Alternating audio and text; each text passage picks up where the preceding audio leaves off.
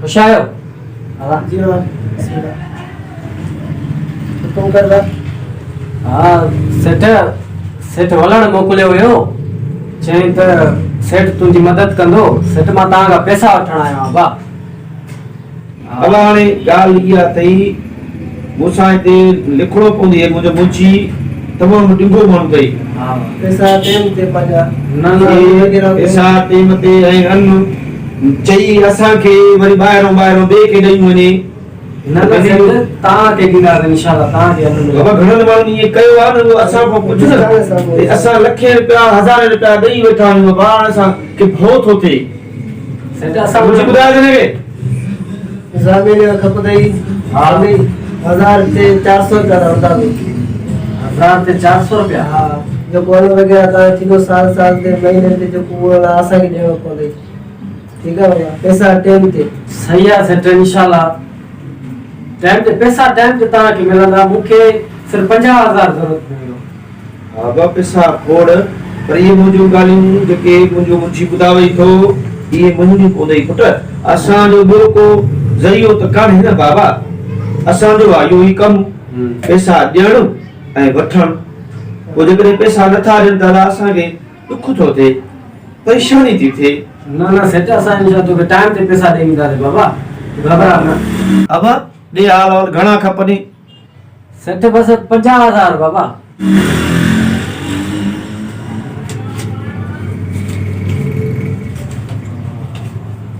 अब हे 40,000 अथई ठीकु आहे बा ज़मीन ज़मीन इहो सेठ मारो खुदन कपिड़े वारो हाँ कपड़े वारो खुदन पैसा घणा ॾेई सघंदा अब 40,000 ॾिनोमांसि सेठ मां तव्हां 50,000 चयो मां 50,000 मां हाली हिन वक़्तु मूं वटि इहे पिया आहिनि हा वरी तूं सुभाणे अचिजांइ हाल सही आहे चलो सुभाणे अचिजांइ हुकुम आहे तुंहिंजो 50,000 तो पैसा खोड़ ओ छा आहे जो वयो मां वारो छोकिरो पैसा मिलेसि कान बैंक में त मुंहिंजा पैसा खोड़ पिया आहिनि पर हाली वठी आयो वरी कुझु ॿियनि खे ॾिनमि वरी कुझु इहे जेके बता मां तोखे न ॾिनमि कपिड़ो वपिड़ो न पैसा साफ़ आहिनि हाँ सही आहे न ठीक है मेहरबानी सेठ मेहरबानी हा बाबा हा हा मुझे सेठ सेठ का थे वाह सेठ सेठ बार न तो मिल सके तव्हां सां हिक में सेठ आहे यार मुझे मिलण उन सां जरूरी है मुझे नंढा ॿार बीमार आहिनि यार मुझे पैसनि सख्त जरूरत आहे मेहरबानी सां मिलरा चलो हाँ हाँ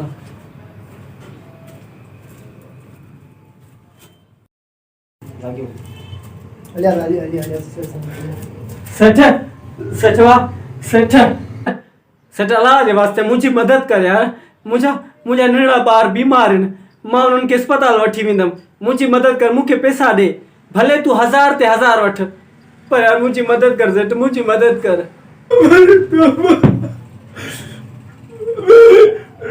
तू मूंखे दुआ कर सेठ छा थियो आहे सेठ वाह अबा तू मूंखे दुआ कर वाह सेठ अल्लाह माफ़ करे मूंखे अहिड़ी हालत ॾिसावा छा थियो आहे सेठ तव्हांखे मुंशी ॾिसो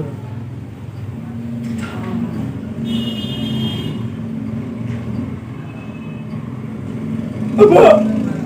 अल्लाह को दुआ कर रब के माफ करे या अल्लाह मैं भी खुदा से लकदस मुझे माफ कर अल्लाह अल्लाह से मुझे माफ कर बड़े महबूब जैसे सदके ओ इंशाल्लाह मेरे अल्लाह ते यकीन कयो माण्हुनि सां ज़ुल्म न कयो वे माण्हू डबल व्याज न वठो न त अल्लाह जी पकड़ ॾाढी ॾुखी अथव